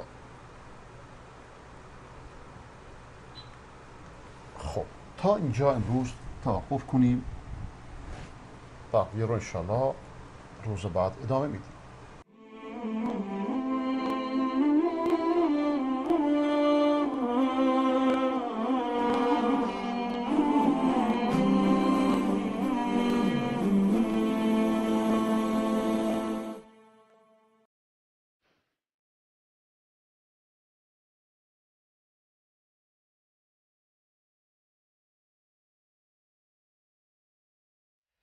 راجع به نماز آیه صریح و روشن هست، راجع به حج، راجع به زکات، راجع به همه احکام اسلام، راجع به نبوت صدها آیه وجود داره. خداوند شهادت میده بر نبوت پیغمبر.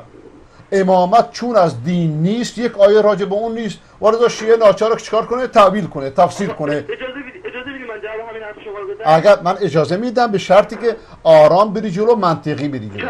آرام من میگم. بله بفرمایید.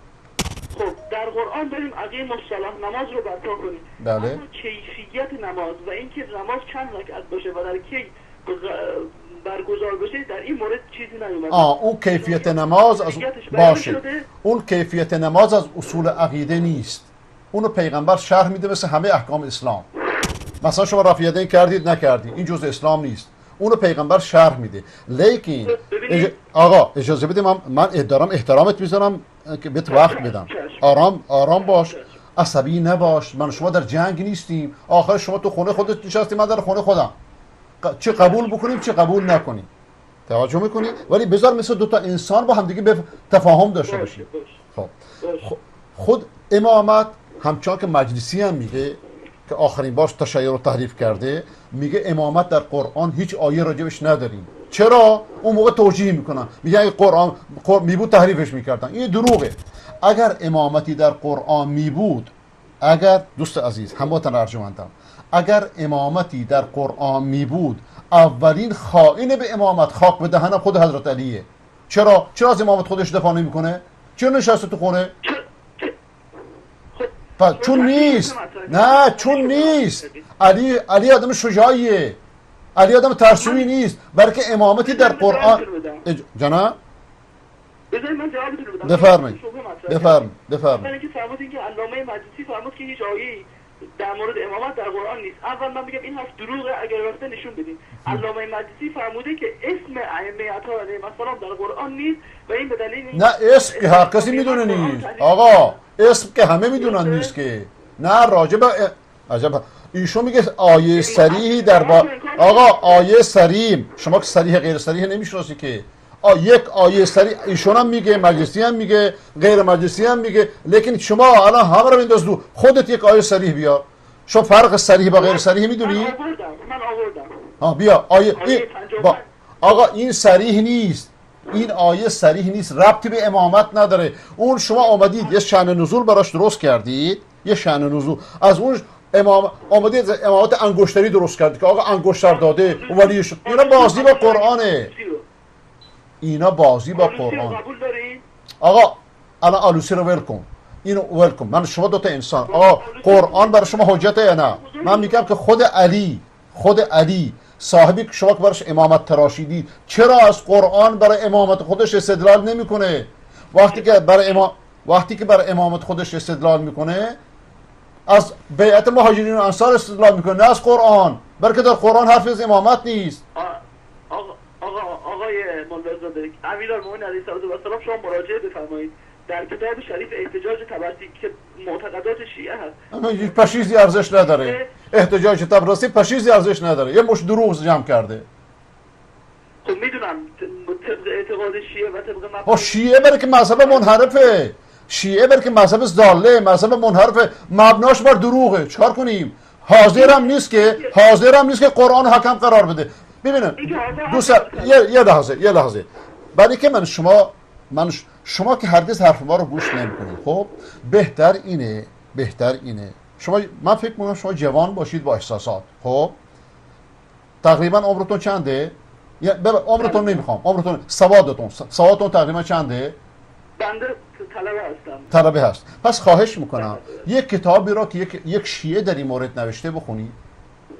شما اونقدر متعصبید شیعیان که حرف دیگران رو گوش نمی‌کنید. حداقل کتاب بررسی نصوص امامت را که همین آیه که شما ذکر کردید اونجا بررسی کرده، خودش هم شیعه، خودش هم قومیه، خودش هم استاد دکتر شریعتی اونو استاد خطاب میکنه. شاهراه اتحاد یا بررسی نصوص امامت، اینو بخون روشن شو.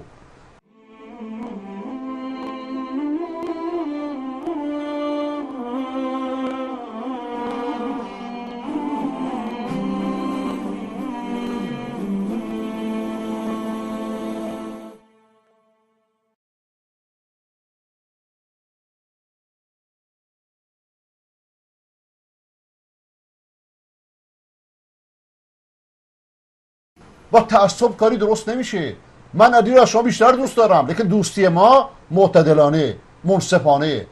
اما اینو بدون که علی به امامت معتقد نبود، والله بالله تعالی نه از علی تا امام حسن عسکری یه نفرشون به امامت معتقد نبودن. امامت یهودیان ساختن به خودتون دادن. شماها قربانیان یهودیان شدید متاسفانه. خدا حافظ شما. الان که میخندید خدا حافظ شما. بچه دهنش بوی شیر میده میخنده از بیعقلیش. بهش کتاب میدم راهنماییش میکنم به جای اینکه خودش روشن کنه میخنده. خواهش میکنم آقای محمود بفرمایید. آقای مولانا این چیزا خونده هیچ چیز ندارن، در این فیلمی هم هیچ چیزی میپرونن. جواب این بچه خونده رو نده. اینا تازه غاسه تازه هستن، تازه رشد کردن، فکر میکنه همه چیز یاد دارن. همینا بودن که امام حسین به شهادت رسوندن، باز رسالی مخالفت کردن زمان خودشون. الان هم به اینا رسیده از اون یهودی‌ها یاد گرفتن چیکار میکنند. هر چی بدبختی میکشن مردم از دست همیناه. خدا هدایت شما.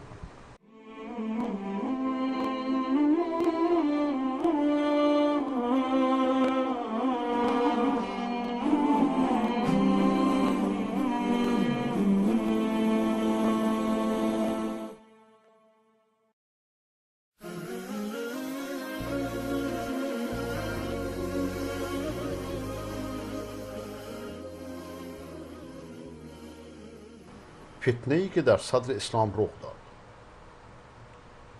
این فتنه علتش چه بود که به جنگ جبل کشونده شد، به جنگ صفین کشونده شد، قضیه تحکیم پیش آمد و منبعی رو که برش اعتماد میکنم و شرحش میدم این کتاب، اگه کسی خواست مراجعه بکنه،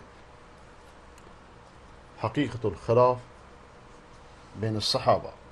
این کتاب پاره‌ای از کتاب ایشون درباره حضرت علی علیه السلامه. چرا من جنگ جبل رو انتخاب میکنم یا این فتنه رو انتخاب میکنم، در صورتی که اصل بر فتنه ها بر خاموشی انسان دربارش سخن نگه؟ برای که ما در کشوری زندگی میکنیم که مذهب رسمی این کشور بر مبنای این فتنه بنا شده، از خاستگاهش، خیزشش از این فتنه هاست و آبشخور فکریش هم همین هاست. قرآن کریم در سوره حجرات می‌فرماید، آیه 9 و 10: و این طائفتان من المؤمنین اقتتلوا فاصلحوا بینهما فإن بغت إحداهما على الأخرى فقاتلوا التي تبغي حتى تفيء إلى أمر الله فإن فاءت فأصلحوا بينهما بالعدل وأقسطوا إن الله يحب المقسطين إنما المؤمنون إخوة فأصلحوا بين أخويكم واتقوا الله لعلكم ترحمون. اگر دو گروه از مؤمنان با هم بجنگند، در بینشون صلح ایجاد کنید، اصلاح کنید. اگر یکی بر دیگری شورش کرد، بغاوت کرد، با اون بجنگید تا اینکه به امر خدا بازگرده. وقتی که بازگشت، در میانشون با عدالت اصلاح کنید و عدالت کنید که خداوند عدالت پیشگان رو دوست داره. همانا مؤمنان برادر همدیگه هستند، بین برادرانتون اصلاح کنید و تقوا پیشه کنید تا مورد رحمت خداوند قرار بگیرید.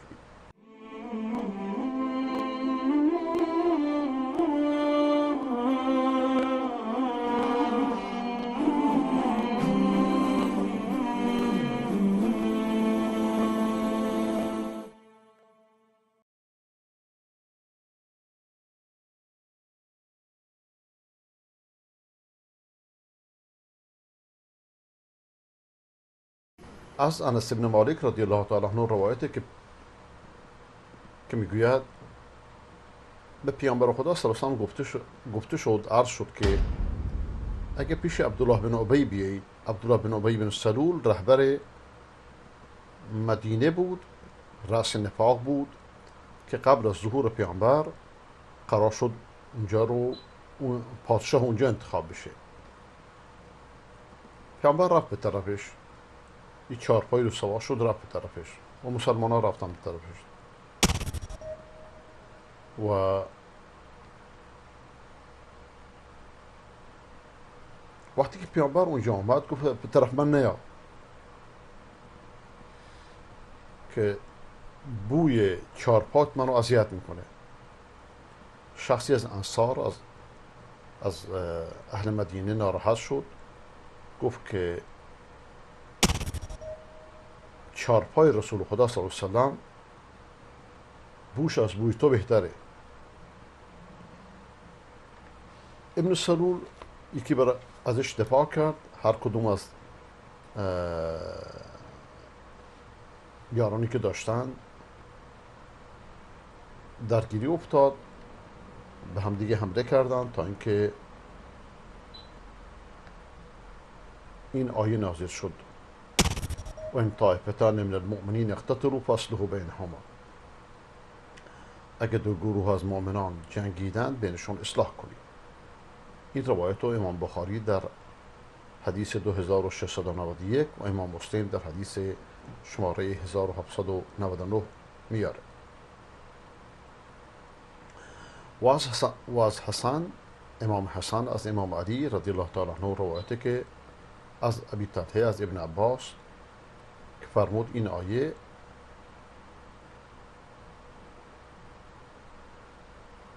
در این آیه خداوند پیغمبرش دستور داده و به مؤمنان دستور داده که اگر دو گروه از مؤمنان با هم جنگیدن اونها رو به حکم خدا بخونند. اگر همین آیه رو خمینی قبول میکرد جنگ ایران و عراق 8 سال طول نمیکشید. اینجا این روایت میفرماید که حکم خدا اذعان کنند و با هم دیگه به انصاف برخورد کنند و وقتی که اجابت کنند کتاب خدا را در میانشون حکم قرار بدن تا اینکه از مظلوم حق مظلوم گرفته بشه از ظالم و کسی که امتناع بکنه باغیه.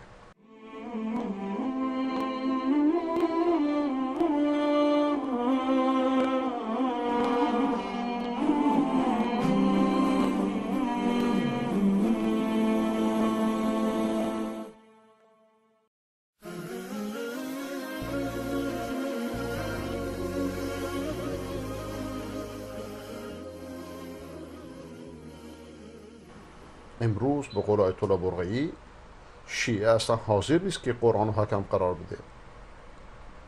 اینجا امام علی روایت میکنه که اگر کسی امتناع کرد از داوری به حکم خداوند باغیه و امام مؤمنان حاکم مؤمنان میتونه باش جهاد کنه باش جنگ کنه تا اینکه بازگرده به حکم خدا. این آیه درباره اینه که اگر دو گروه مسلمان با هم دیگه جنگیدن، دو گروه، دو حزب اسلامی، مثلا دو کشور اسلامی، بر اولیای امور مسلمانان واجبه که نصیحت کنند و دعوت به حکم خدا بکنند. اولیای امور مسلمانان عالمان در امور علمی هستند، در امور دینی هستند و حاکمان در امور امروزه، البته در امور دنیا و اونهایی که قدرت دستشونه. اولیاء امور یعنی اصحاب امور، کسانی که امور دستشونه. علم دست کیه؟ دست عالمانه. قدرت دست کیه؟ دست سیاستمدارانه. و در چنین وقتی بر اولیاء امور واجبه که اصلاح کنند، نصیحت کنند، دعوت به حکم خدا کنند، مردم ارشاد کنند، حق و پنهان نکنند، بر طبق مراد سیاست بازان دستور صادر نکنند. و اینجا تعبیر به این اشاره به اینه که اصل اینه که بین مؤمنان قتال رخ نده، یعنی که نادره. و همچنان که استادمون دکتر وهاب زهیری که خدا رحمتش کنه در تفسیر منیر میگه که کتاب تفسیر منیر غالبش کتاب درسی ما بود، بعداً توسعه‌اش داد و چاپش کرد، خدا رحمتش کنه و خدا کشورش رو از شر شروران ایران و خامنه‌ای و بشار نجات بده. ایشون میگه که خطاب در این آیه بر اولیای امور، بر حاکمانه و امر در اینجا هم دلالت بر وجوب میکنه.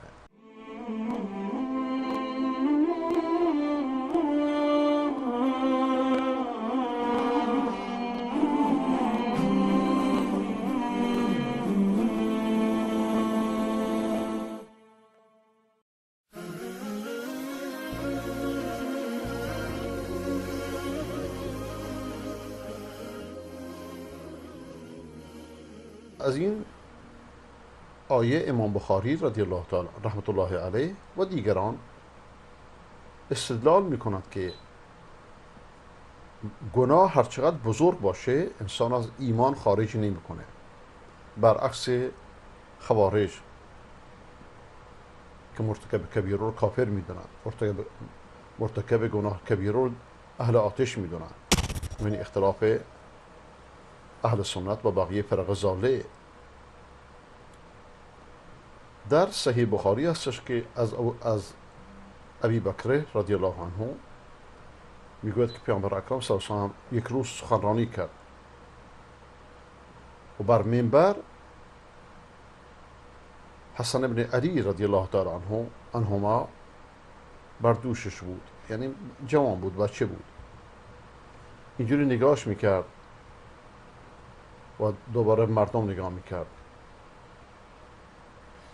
فرمود که این ابنی هذا سیده، این فرزند من بزرگواریه، سیده بزرگواره.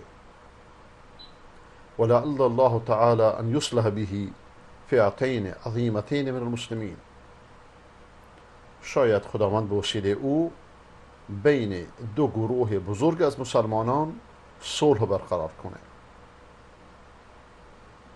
این حدیث رو امام بخاری روایت میکنه، شماره حدیث 710 و همچنان که پیامبر اکرم علیه السلام پیشگویی کرده بود، خداوند بهش خبر داده بود. حضرت امام حسن رضی الله تعالی عنه پیام آور صلح بود بین اهل شام و اهل عراق، بعد از اون هم جنگایی که رخ داده بود.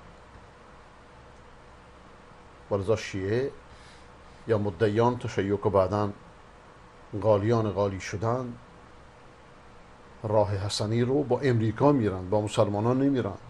با امریکا چرخش میکنن، چرخش حسنی میکنن، اما با مؤمنان سر جنگ دارن. و این آیه که فإن بغت إحداهما على الأخرى فقاتلوا التي تبغي حتى تفيء إلى أمر الله، یعنی اگر یک گروهی تعدی کنه، تجاوز کنه، حکم خدا رو گوش نکنه، نصیحت گوش نکنه، مسلمانان باید جمع بشن جلوی تعدی رو بگیرن.